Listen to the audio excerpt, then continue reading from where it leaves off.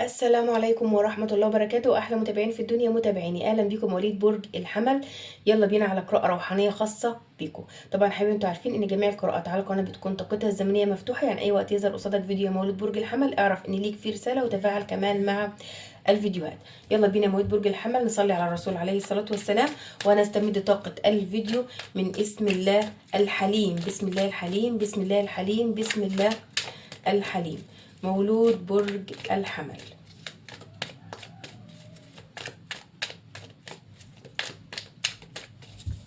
بسم الله.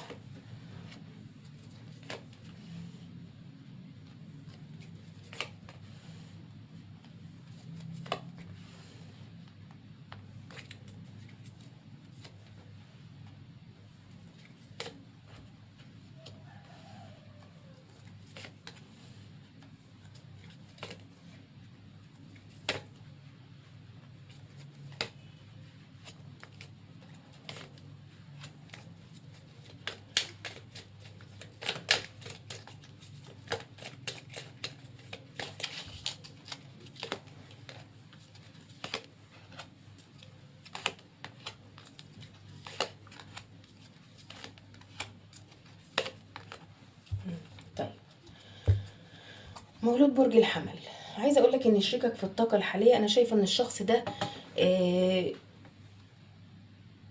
مقيد بشيء او عنده طاقه تفكير مستمره بسبب شيء بيعاني منه، وكأن شريكك اخذ قرار خطأ، او عشان يخرج من الحالة دي لازم ياخد قرار يصحح بيه اخطاء هو اخطأها، وكأن الشخص ده وضع نفسه في مأزق، او آه كأنه حاسس انه مش لاقي حل لوضع هو كان السبب فيه. يعني عارفين هو اللي كان السبب في انه يكون في وضع معين، او في مشكلة معينة بإرادته، ولكن هو في الطاقة الحالية هو مش قادر يكمل في الوضع ده. طاقة التفكير لانه مش حابب ابدا، بصوا، لا حابب يكمل في الوضع اللي هو فيه، ولا حابب يخرج منه، ولا حابب يتعرض للوم او عتاب، وخصوصا منك انت يا مولود برج الحمل.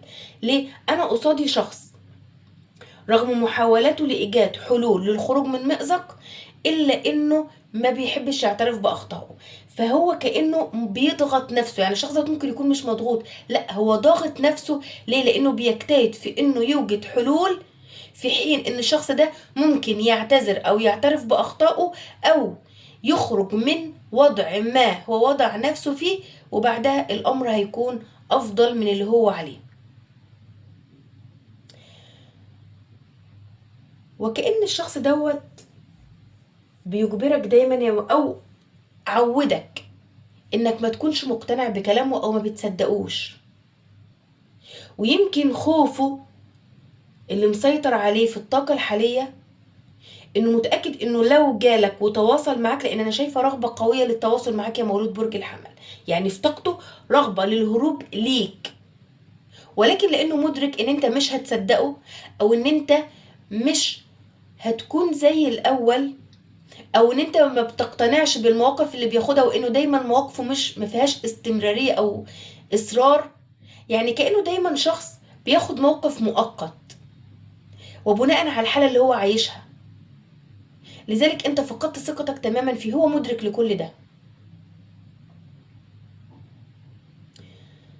وكأن شريكك في الطاقة الحالية شايف ان انت النجاة بالنسبة له، او ان انت المخرج، او انت كنت بتعينه على اخذ قرارات تجاه اشخاص مسيطرة عليه وعلى حياته، بان انت كنت بتوجد ليه حلول، بتمنحه افكار، بتتهاون في حقوقك، فبتسهل الدنيا عليه، ولكن هو في الطاقة الحالية مش حاسس ان الدنيا ابدا مش سهلة عليه. طيب نيجي لطاقتك انت يا مولود برج الحمل. والله يا مولود برج الحمل، انا شايفة ان انت مش ما كنتش تتمنى الحالة اللي انت فيها دلوقتي، او شايف انك ما كنتش تستحق اللي انت فيه دلوقتي. ليه؟ لان انت كنت شخص معطاء، كنت شخص داعم، كنت شخص بتوجد حلول للشخص ده، او كان ليك تأثير ايجابي على حياة الشخص ده. ليه؟ لان انت عشقت الشخص ده يا مولود برج الحمل، حبيت الشخص ده ولكن عجزت عن انك تضع اسس صحيحة للعلاقة دي، لان انت كنت دايما خايف من بعد الشخص ده عنك، وخوفك من بعده كان بيجبرك انك تتنازل، او بيجبرك ان انت تتحمل، او بيجبرك ان انت تعفيه من العقاب او الحساب، لدرجة ان انت بقيت حق مكتسب بالنسبة له، وده بالنسبة لك اصبح عبء عليك. فلذلك مولود برج الجوزاء شايف ان انت مفيش في ايدك حل غير ان انت تصبر على الوضع ده. مولود برج الحمل، انا عايزه اقولك ان انت كنت بتتعامل مع شخص ما كانش عايز علاقه فيها قيود، يعني كان طول الوقت بيحلم ان علاقتكم ببعض علاقه فيها من التحرر، اللي ما يلزموش بامر معين او بوعود او بانه يقدم شيء ليك. الشخص دوت بيحبك حقيقي، عشان اكون منصفه هو بيحبك وفاتح قلبه ليك جدا، يعني مشاعره ليك كلها ايجابيه، ولكن للاسف قلبه مفتوح ليك، طاقته إيجابية تجاهك، كل ما فيه بيتمناك، ولكن بعد ما أظهر ليك إنه قفل قلبه تجاهك، أو قلبه منك، أو رفضك، وده كان إحساس صعب جدا ليك يا مواد برج الحمل. وكأن شريكك كان متعمد انه يتجاهلك او يظهر ليك انه رفضك، لانه ما كانش عنده استعداد ان يقدم ليك اللي انت عايزه، او يوفي بوعوده اللي المفروض كان يوفي بيها، او انه يكون الشخص المسؤول قصادك بما يكفي للي انت كنت بتقدمه للعلاقة دي. شايفه انه في الطاقة الحالية عايش على الذكريات الجميلة اللي كانت بينك وبينه، وكأن انت يا مولود برج الحمل الى الان لسه ليك رصيد من الذكريات الجميلة اللي مخلية الشخص ده حاسس ان انت الى الان ما زلت منتظره وفاتح قلبك ليه، وكأن الشخص ده يعني مش مدرك الى اي مدى انت مصدوم او موجوع، او مش حاسس ان هو خيب ظنك، ولكن هو شايف ان موقف عادي كالمواقف السابقة، ولكن في يوم من الايام هنرجع تاني. ولكن اللي انا شايفاه ان مولود برج الحمل بعد اللي انت مريت بيه مع الشخص ده، انت كأن الشخص دوت نزل من نظرك، نزل من نظرك لانه بمنتهى البساطة ما كانش بيحترم مشاعرك، ما كانش بيحترم وجودك، رغم ان انت كنت شايفه حاجة كبيرة جدا، وكنت وضعه في مكانة اكبر من اللي هو كان يحلم ان حد يضعه فيها. شريكك كان متخيل ان انت هتقف مكانك، وده لحبك الكبير ليه، او زي ما كنت بتعمل زمان ان حياتك بتقف عليه مولود برج الحمل. ولكن مولود برج الحمل اتغير، لذلك من وقت للتاني بينتابوا احساس بالخوف،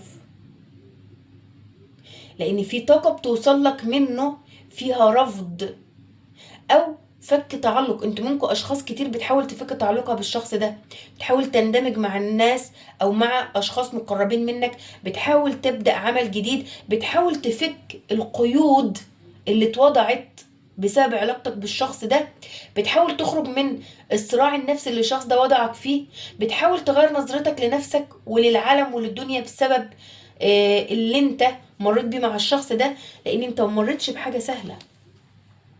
انت اخدت العشر سيوف يا مولود برج الحمل بسبب الشخص ده، بسبب تردده وتناقضه، بسبب ان هو دايما كان بيعمل لك بلوك، بسبب ان هو دايما كان مركز على نفسه، بسبب ان هو دايما كان شايف نفسه هو الافضل، او هو يستحق عطائك، او ان هو عايز يكون معاك براحته وما يكونش مسؤول وما يكونش ملزم. شخص شايف ان الاستسلام هو الحل الوحيد. يعني ايه استسلام حل وحيد؟ طول ما هو ما بيحاولش يوجد حلول انت كنت بتبذل مجهود، وكأنه كانت بالنسبة له معادلة: أنا أسكت مولود برج الحمل يشتغل على العلاقة، أنا أتوقف عن عطاء مولود برج الحمل يعطي، أنا أدي ضهري مولود برج الحمل يجري ورايا. ولكن كل ده كان في الماضي. ليه كان في الماضي؟ لأن مولود برج الحمل عمره ما كان يتخيل إنه ممكن يفتح قلبه لحد غير الشخص ده، أو عمره ما يكره الشخص ده، أو عمره ما يعيش بدون الشخص ده. ولكن أنت شايفة إن في عندك تطور يا مولود برج الحمل، نظرتك لنفسك اتغيرت، نظرتك للامور اتغيرت، نظرتك للشخص ده اتغيرت. حتى وان كان منكم اشخاص ما زالت الى الان عندها رغبه تكمل مع الشخص ده، الا اني شايفه ابسط حاجه ان انت بادئ تضع شروط او حدود في حين العوده. يعني انت مستعد ترجع لكن مش هترجع بطبيعتك. الشخص ده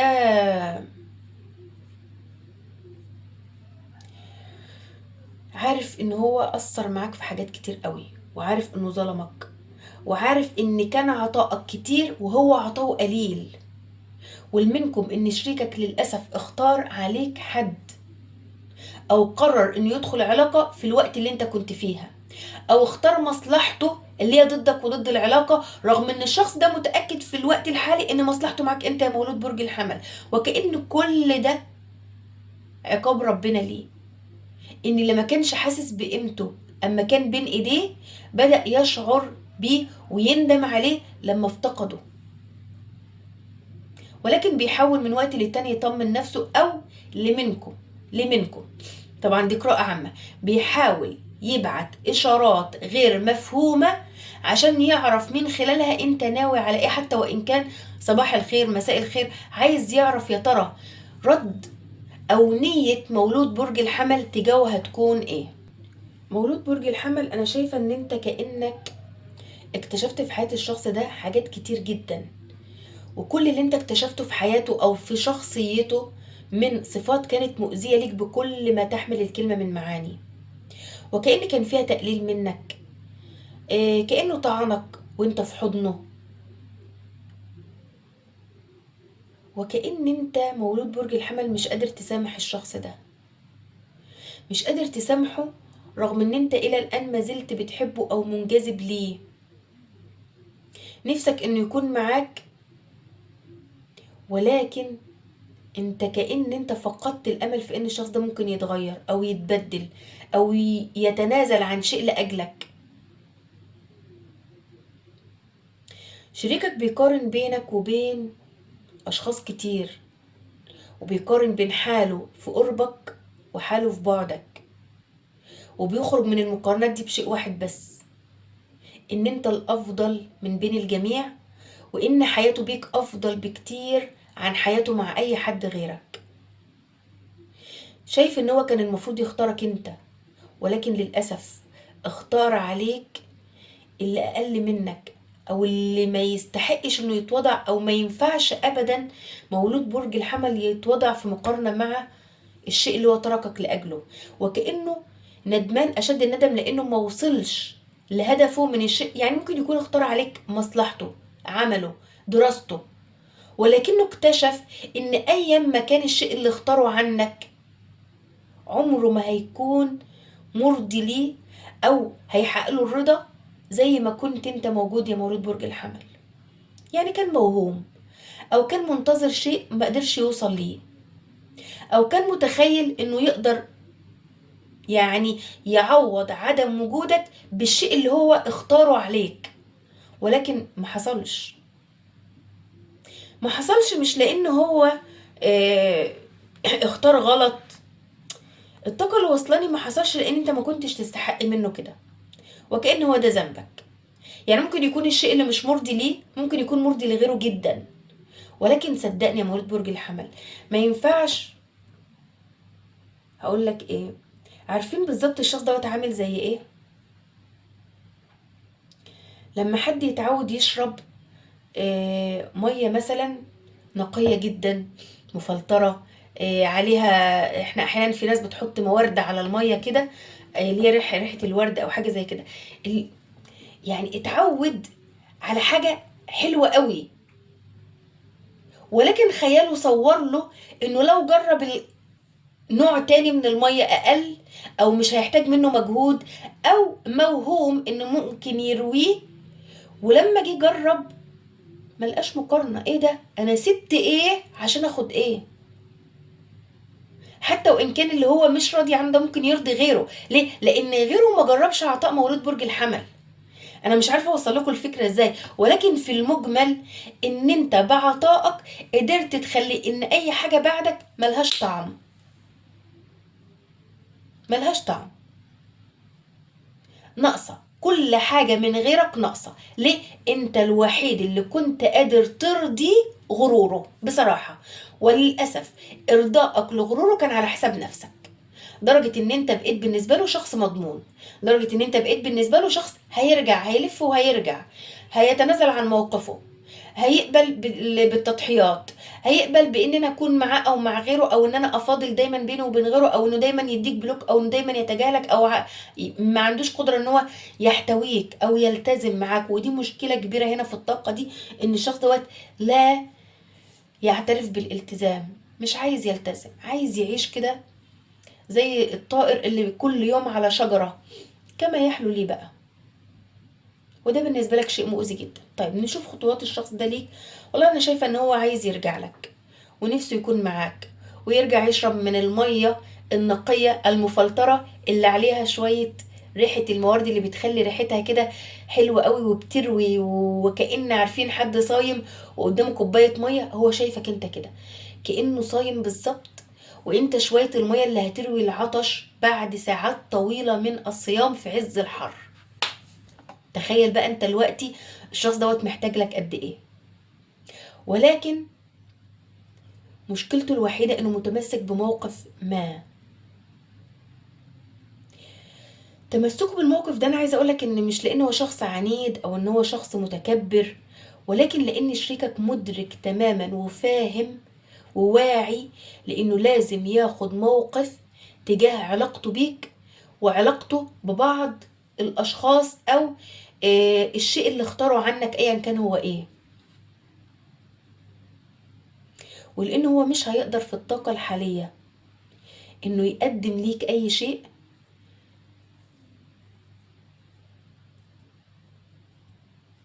فشايف ان هو يفضل ساكت افضل، او ما عندوش رغبة، ما عندوش قدرة، ما عندوش الطاقة اللي تخليه يتكلم او يبرر او يبذل اي مجهود، مش لاجلك انت تحديدا، لا ده لاجل اي شخص. ما عندوش طاقة انه يبذل مجهود غير اللي هو بيبذله، وكأن هدفه دلوقتي انه يخرج من المعاناة اللي هو فيها، يوجد حلول للوضع الخطأ اللي هو كان راضي عنه او اللي هو ارتضاه لنفسه في وقت ما، ولكن في الطاقة الحالية بالنسبة له معاناة. الشخص دوت حاسس ان هو مجبر على تلبية رغبات بعض الاشخاص، ولكن تلبيته لرغبات الاشخاص دي مش مسببه له اي نوع من انواع السعادة. بالعكس، عارفين لما حد يحس ان هو ذليل، شريكك عنده احساس ان هو مهان، مذلول، مكسور، مش قادر يرفض، مش قادر يعترض، مش قادر ياخد حياته الوضع افضل بكتير، حاسس ان في حد بيقوده بطريقة سلبية او بيسيطروا عليه دون اظهار ده. وطبعا بظهور كارت الديفل، فهنا انا ممكن اقول لكم ان في طاقة اسحار. طاقة الاسحار دي يمكن كانت متعمدة لابعادك عن شريكك. يعني يمكن قبل ظهورك في حياة شريكك ما كانش في طاقة الاسحار دي، ولكن كان في ضعف شخصية حقيقي، عشان اكون منصفة هو كان شخصيته ضعيفة. اما طاقة الاسحار دي تحديدا بعد ظهورك في حياة شريكك، تغيرات حصلت في حياته او ظهرت عليه اجبرت بعض الاشخاص انه يقوم بطاقة اسحار عشان يستردوا او يسيطر عليه او يضمن وجوده. لذلك هو شايف انه ما يقدرش.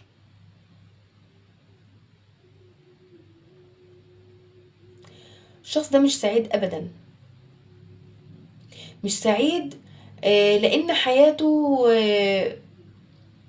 اصبحت حق مكتسب للغير، وهو مش من حقه ان هو يختار حياته، لان هو لو اختار حياته هيختارك انت يا مولود برج الحمل. ولكن في ظل الطاقة دي تحديدا شريكك في اضعف حالاته عاجز جدا، لا يستطيع التغيير او لا يستطيع انه يقنعك بانك تقبله بالوضع ده، لانه متأكد تماما ان انت متمسك بموقف ما، او ان انت ملتزم الصمت. وممكن لمنكم اشخاص تعمدت الاختفاء عنه لعقابه. فاللي منكم تعمد انه يختفي ويكون غامض عشان تعاقبه، صدقني انت سلكت سلوك صحيح ووصلت لهدفك. لان الشخص ده حاسس انه حيران، حاسس ان في حاجة بيدور عليها مش لاقيها، حاسس ان اللي كان قصاد عينه وبين ايديه اصبح ابعد ما يكون، بل بالعكس ده عنده فضول يعرف انت حياتك ماشية ازاي وانت مع مين، وما عندوش قدرة انه يعرف ده. فاللي كان متعمد انه يعمل حاجة زي كده، انت نجحت في الحاجة دي ونجحت بجدارة بصراحة.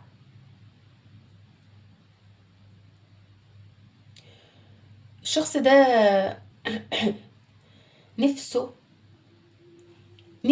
انه يغير حياته، ونفسه ان انت تتغير.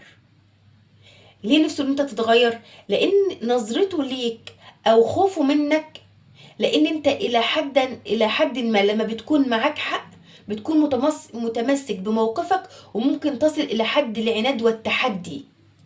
هو خايف بقى من عنادك وتحديك ده، ولكن هو مدرك تماما ان سواء كنت بتتحدى او كنت بتعنده فده لان انت ليك حق، فهو شايف ان انت معاك حق في اللي انت بتعمله.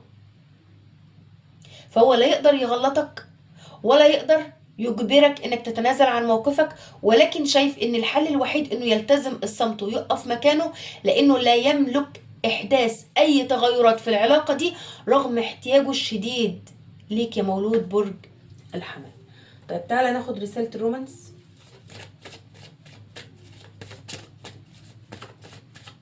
ايه ده، انتوا جايلكوا رسائل ملايكة، تصدقوا؟ سبحان الله. انت جايلك وفرة يا مولود برج الحمل، جايلك وفرة.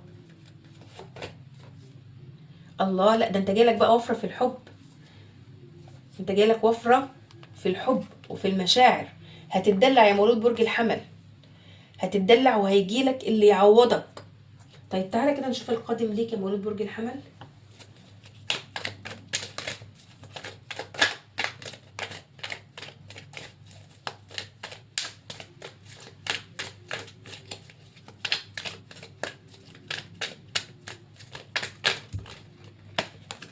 انا هاخد لك الكروت اللي وقعت، رزقك ونصيبك. وفرة دي اهي، دي الوفرة. بسم الله الرحمن الرحيم. اول حاجة انت عندك فوز، وفوز عظيم وانتصار واختيارات حكيمة جدا هتجلب ليك بسبب اختياراتك الحكيمة وقراراتك الحكيمة، هتجلب لنفسك النجاح والانتصار وجوائز او منحة دراسية او ترقيات ومكافآت يا مولود برج الحمل. عندك خروج من طاقة أو من تحت تأثير أفكار سلبية بتنتابك من وقت للتاني. يعني معنى كده أنا شايفة أن أنت عندك فك تعلق، وعندك شيء أنت خايف منه أو قلقان منه. ممكن يكون أمر يخص صحتك أو يخص صحة بعض الأشخاص، أو انتظار شيء بقلق وبخوف، ولكن أنت الأكيد أن القادم ليك هيقولك أن كل دي كانت مجرد مخاوف، لأن هيتم إثبات عكس اللي أنت خايف منه، والأمر هيكون لصالحك. شايفة ان انت منكم اشخاص هيكون ليها